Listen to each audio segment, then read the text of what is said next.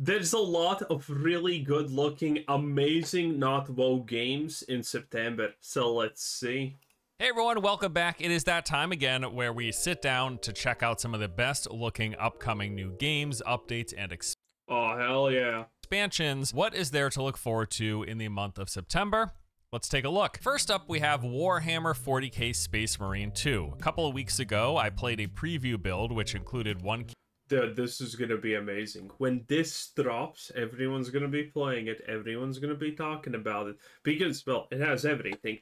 Blood, gore, all of that good stuff. Multiplayer, single player, pretty accurate to the story. I hope we also get to see female custodians because, obviously, but, you know, jokes aside, none of that is probably happening here. By the way, did Games Workshop still double or triple or quadruple down on the fact that custodians have always had females in them? Don't know, don't remember. Hopefully. campaign mission and 2 multiplayer ops, and for what little content I had available, I sunk a significant amount of time, an unhealthy amount of time, mainly because it was just a heck of a lot of fun. This game is shaping up nicely. The core loop of playing as a hulking space marine, stomping and tearing through never-ending waves of aliens is so satisfying. I came away just from the preview super impressed, really enjoying myself, and I'm very much so looking forward to seeing everything else it has to offer. Oh, hell yeah, look at this. Look at this. This is gonna put some hair on your balls. Combat is quite reminiscent of Shadow of War, with a nice tempo to the action, between you using melee and ranged attacks while intercepting lunging enemies, countering their strikes, and performing over-the-top finishers. The whole thing just has a real nice flow to it. Once you get experienced, there's almost like a rhythmic tempo to the battles, slashing through enemies, parrying and then dodging, following up with counter-strikes, executing anyone at low health, rinse and repeat over and over and over again through hundreds of enemies. It's great. That Good times. coupled with some just really nice sounds and animations just make for a super satisfying combat experience. In terms of the content, the game is broken up into 3 main parts. There's the campaign, the co-op missions, and the PvP. The campaign is said to be roughly Wait, now we get PvP? I did not know about PvP. Oh my. PvP in this game. Well, that's gonna be something. 10 to 12 hours long, so I'm guessing it's going to be more like 6 to 8 for a lot of people. The one mission that we got to play in the preview was called Void Song, that we were told this was about roughly halfway through the campaign. I don't really want to spoil the story narrative stuff, but I'll give you some of the highlights. There were multiple sections with a really good world building. We had time to kind of take in and soak in the environment. Seems they've done a good job of executing on the grim feeling of the 40k universe, while also showcasing its over-the-top grandiose scale. There was some nice enemy variety. We had the basic Tyranno. You know what I love about Warhammer? Well, actually, it is the scale, but it's also, I hate the scale because the scale is so incorrect in a lot of situations. Like, okay, so you have this magical hive city where, you know, roughly 30 billion people live, and the garrison is 3 million. What? What? I'm sorry, what? 30 billion inhabitants and the garrison is only 2 to 3 million? You know, they get that wrong so often. I honestly just consider it complete BS, and there was a couple of zeros lost in translation there, okay? But yeah, if that was true, the Tyranids would have won a long time ago because, well, yeah, obviously. But yeah, everything else about Warhammer is perfect because the scale is beautiful, okay? The fact that you have multi-kilometer long vessels that have literally 100-meter long outer casing for defense, perfection.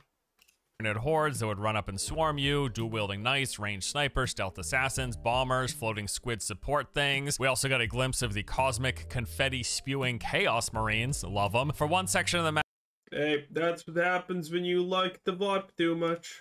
We got access to the jump packs, which let us fly up high in the air and then smash down, cratering anyone unfortunate enough to be landed upon. Loved this in the first game. It's back here in the sequel. Happy to see it. There's also a couple of mini bosses, and then the whole mission culminated with a big boss encounter, which was genuinely interesting in terms of its mechanics, its visuals. It was also quite difficult. Hoping to see more of this in pretty much every single mission. Then beyond the campaign, there are the co-op operations. This is one of the 2 types of multiplayer that will be in the game come release.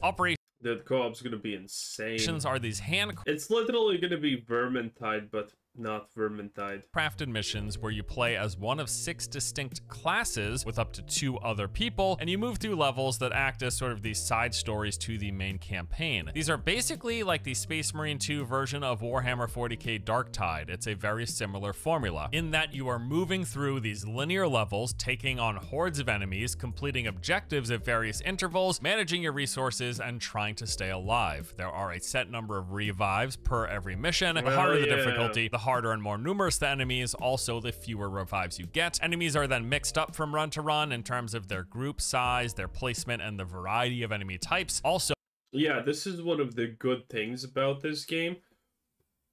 Because honestly, I don't think PvP is going to be the most popular thing. PvP is going to be nice, but the most popular thing is going to be obviously the, you know, Darktide-esque co-op thing. And the fact that you can play the same map, but the enemies and their locations and how things play out is different, that is so cool. I love it. So from the second difficulty onward, there are additional side bosses that can appear in the middle of the run. I think for many players, playing through this co-op operations will be a bulk of the content in terms of total playtime. Given that the campaign is said to be about 10 hours long, I'm assuming even less for people. And the fact that I already put over 25 hours into just the 2 operations in the preview, I think this is what a lot of people will be doing. In addition to hopefully the PvP. The final thing called Eternal War is a competitive PvP mode. We don't know a whole heck of a lot about it beyond the fact that it's going to be competitive teams of, I believe, 6 versus 6, where you take on an opposing team trying to complete various objectives like capture the flag and zone control. If this is anything, you know, your typical classic crap, effectively. Well, this is going to be interesting because this is the first time I hear about this. like the first game, should be a heck of a lot of fun, as PvP was one of my favorite parts. And then beyond all of this, the game has various forms of character power and cosmetic progression for you to work towards, but we don't really need to go that far into the weeds in this video. I'll just say, can't wait for this one. Easily one of my most anticipated games of September. Should be really good. I've loved what I've already played. We are planning to release a full review video as well, so stay tuned for that. Warhammer 40k Space Marine. Yeah, this is gonna be one of the biggest games when it releases by far. The expectancy for this is crazy. And I mean, just look at this. Look at this. I don't even know what this is. It's just random MacGuffins, and I love it. This is great. You know, other games do this, but they fail. I look at this and I'm like, yeah, I love these random pipes that kind of probably don't actually go anywhere or achieve anything. Though they're pumping something in these cylinders. But that doesn't matter, okay? Who cares? It's just great. You know? There's franchises, there's games, there's movies that, you know, do random things for the sake of random and absolutely fail. And then you have this. Completely random MacGuffins, and it's beautiful. 2 will be launching on September the 9th, although they are letting you pay extra money for advanced access. One of my least favorite trends in the industry. Outside of that, like, I love everything about this game, but yeah, I hate extra. Pay us extra money to play it on the real release date, or you get the poor tax of not playing it on the proper time. Anyways, let's move on to the sponsor of today's video. Today's video is sponsored by Behavior Interactive for Dead by Daylight, the description below. All right, next up on our list, we have got God of War Ragnarok coming to PC finally. Sony, can you please just start releasing simultaneously? Oh boy, can we have more of the kid interactions because, you know, Kratos and reasons? I don't know. How are you feeling about this? I feel God of War is getting it's getting voker and voker by the second, okay? It still has a lot of things that you kind of like, you know, but I think there's a creeping problem here.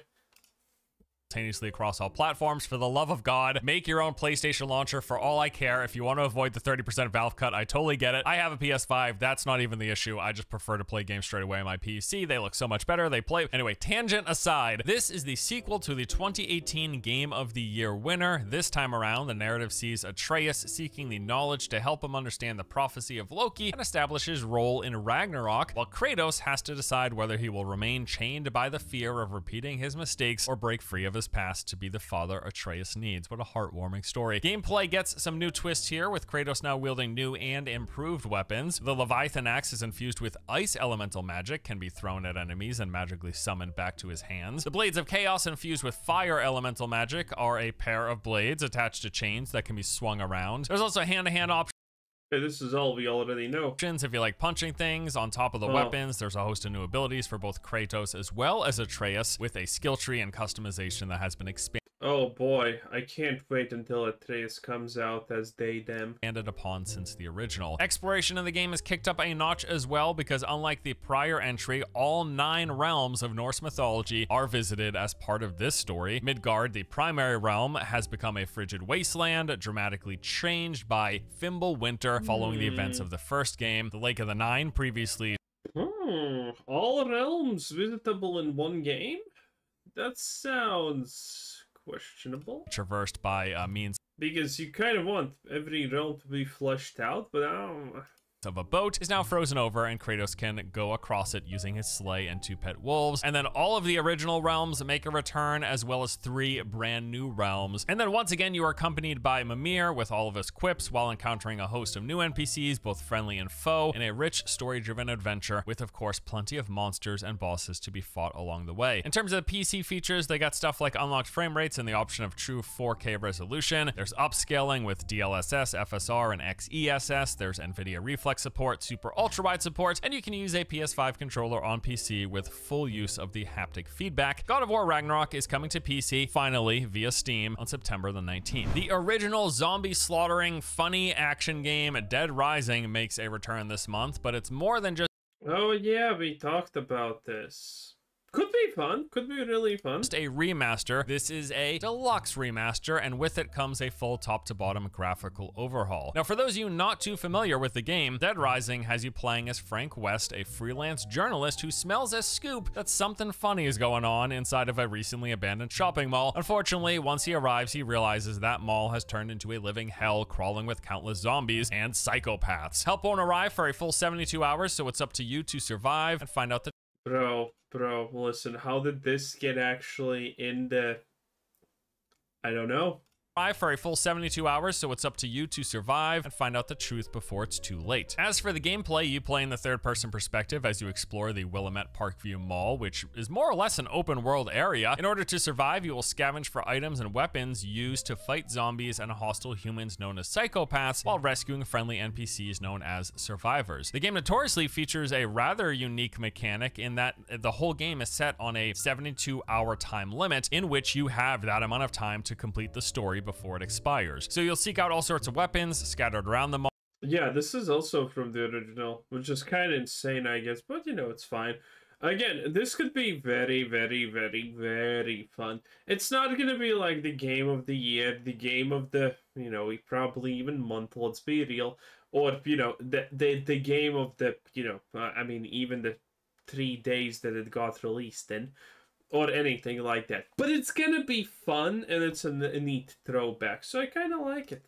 Mall, which you'll use against the zombies hordes. You'll find these just about anywhere, and they include basic stuff like firearms and bladed weapons, but also less common options like sports equipment, children's toys, furniture, construction tools, and electronic devices to smash in the heads of zombies. A bunch of quirky weapons in this game. In total, there's over 250 ranged and melee items available to use in combat, some of them a bit stranger than others. If I remember correctly about this game, also, it's the fact that there is some kind of cure for the infection that you need to take time to time or something like that. I think that was PP or whatever. I don't remember. It's been forever since I was young enough.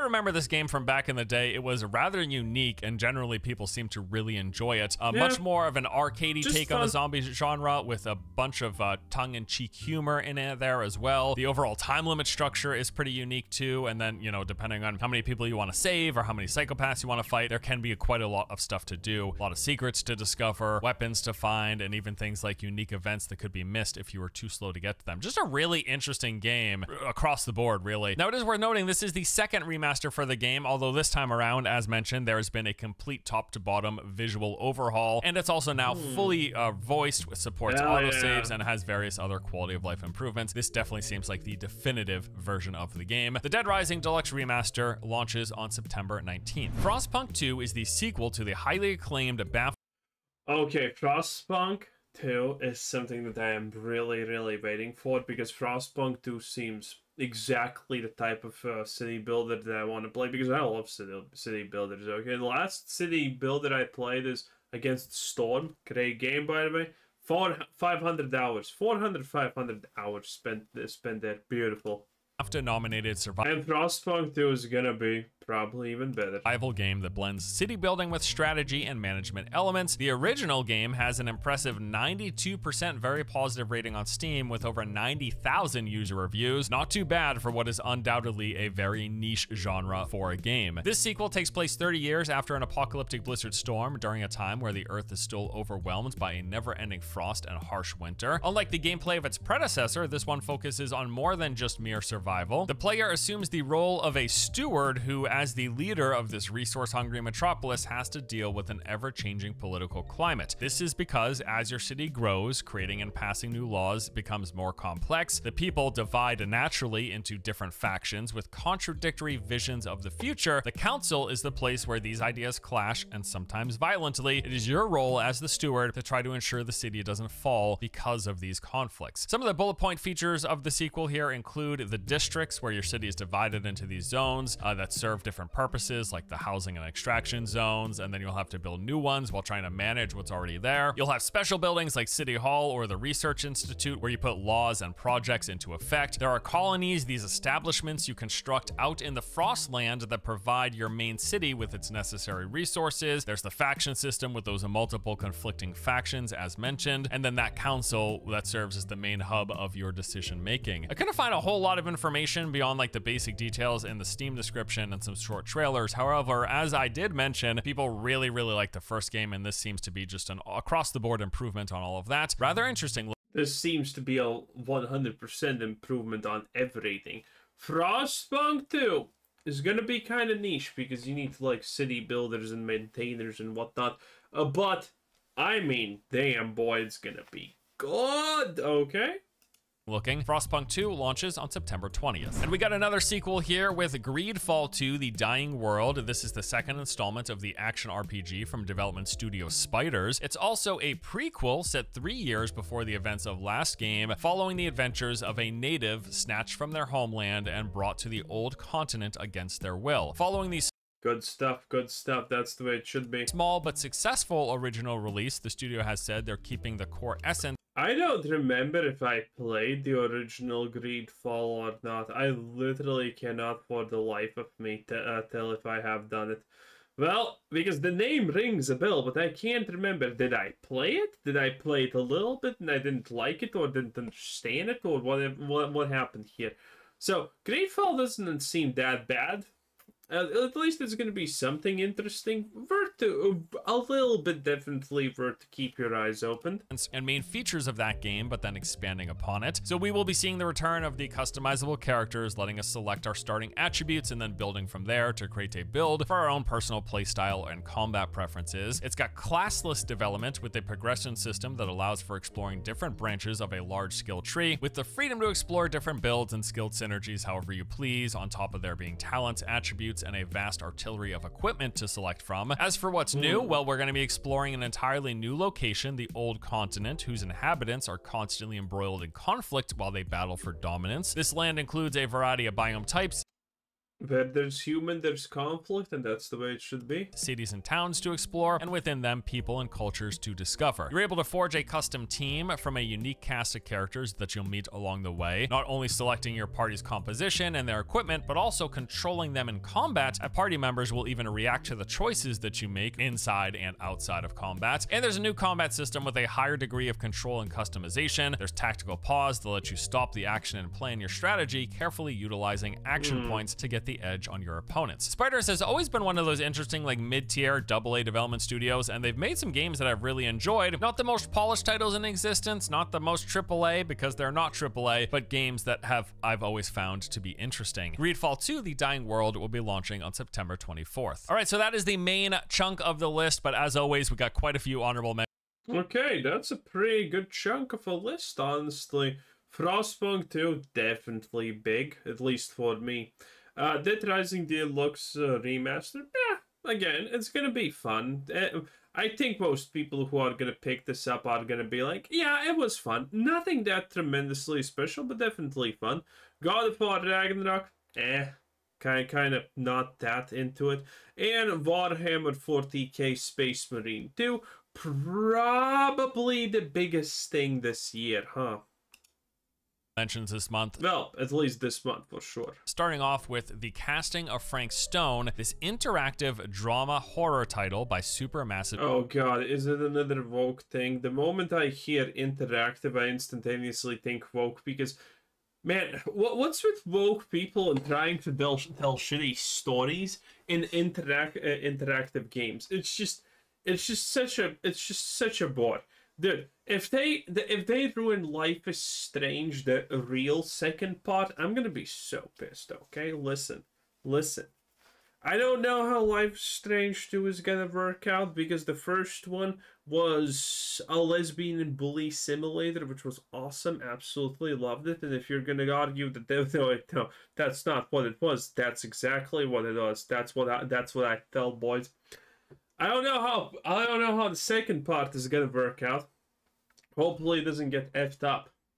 The studio kind of went a little bit woke, but you know, let's see. Of games set in the Dead by Daylight universe. The story involves 4 young aspiring filmmakers who want to make a horror movie in a condemned steel mill. What a great It's always 4. idea. Similar to their previous Supermassive games, this one includes a branching narrative, environmental puzzles, and QuickTime events. Every decision you make will shape the story and impact the fate of the characters within, meaning many of them are bound to get got. Brimming with emotional gut punches and high-stakes horror, simple decisions can lead to serious consequences. Again, this means dead people. The casting of Frank Stone launches on September 3rd. There's actually a demo currently available on Steam as well if you want to check it out. Age of Mythology Retold is a new game from the Age of Mythology, cool. creators of the award-winning Age of Empires franchise. This time, though, they're going beyond history to a mythical age where gods, monsters, and humans collide. You'll choose your god. Hell yeah, that's what I like to hear. From the Greek, Norse, Egyptian, and Atlantean pantheons, devastate your enemies by summoning powerful lightning storms. Wait, did he say Greek and Atlantean? People are not gonna know the difference.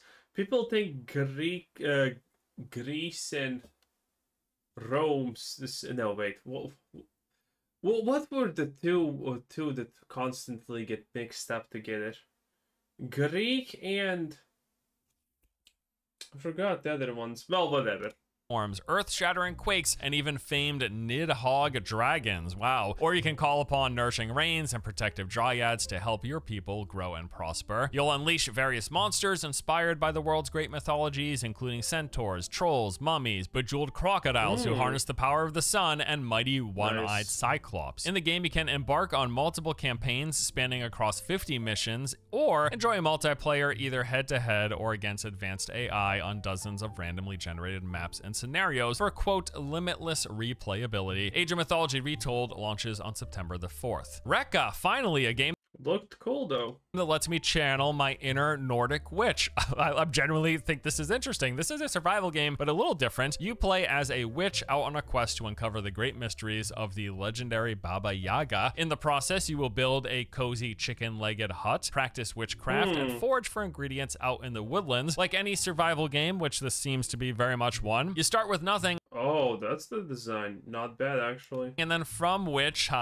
you'll craft your own witch with fully customizable character creation tools. You'll construct, bewitch, and journey in your very own mobile home. That's so funny. Which you could decorate and create with ultimate placement freedom. Forge a path through this breathtaking, procedurally generated natural landscape. Okay, got it. 12. Final Fantasy 16, after its existence. Final Fantasy 16, no one cares. The Plunky Squire, Inotria, the last song, the Plunky Spire. Okay, let's check what this is. 17th. Inotria, the last song is a new Souls-like set in a beautifully sunlit world inspired by Italian folklore. They have referred to this game as, quote, Italians, red flag. Tiny Glade, another city builder? castles, explore gridless building chemistry, and watch the game carefully assemble every brick, pebble, and plank. There is no management, no combat, and no wrong answers, they say. You just kick back and turn Forgotten Meadows into lovable dioramas. This is clearly a super chill, sit back, relax, and free build kind of a game. It looks really pretty, which is nice as well. It could be a nice, like, chill experience. Tiny. Interesting, but probably Black Ops 6, no one cares. Then New World Ethereum. Well, yeah, this was the thing. Oh my god, New World is so dead. Release. Also, New World's Aeternum update, which coincides with its console release, is getting its No one cares. The game is so dead, people don't even care that it's dead. own beta. From September 13th to the 16th, you can test this updated version of the game. They are overhauling from what I've seen and adding a fair bit with this update, while also refusing to call it an MMO so as not to confuse the console audience. Don't even get me started. Yeah, I mean, no one cares. Anyway, Path of Exile 2, what about Throne and Liberty? What about Throne and Liberty at this point? Anyway, damn, that's a bunch of good games. 4, 10 out of 10, bye.